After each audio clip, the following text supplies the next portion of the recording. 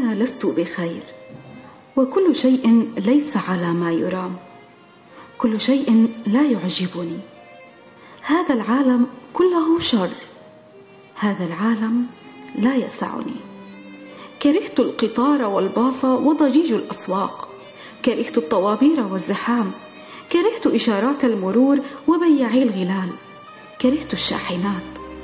هذه الخمارات لا تعجبني، وهذه العطور رائحتها كريهة. هذا الدخان من المصانع يخنقني. صوت الديك رغم حسنه لا يعجبني أيضا. هذه المجالس والبروتوكولات والنواميس لا تهمني. أنا فوضوي، أعشق الفوضى والغموض.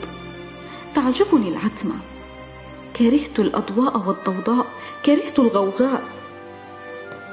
مسافر أنا بلا حقيبة، وزادي أوراقا سوداء نكحها الحزن ذات خريف. قلمي له 1000 مهمة. شعاري تحدي والصبر سلاحي. حملت معي قضيتي وظهري متعب من جراحي. مسافر أنا، وورثتي ينتظرون رحيلي إلى الأبد حتى يبيعون كتبي في السوق السوداء.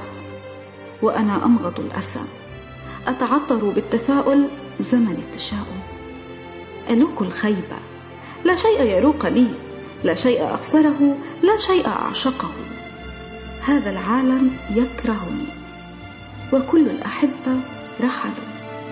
فكري يؤرقني، وهنالك في الأفق البعيد كل النجوم تنتظرني. وعدوي بنظرات الحسد يرمقني.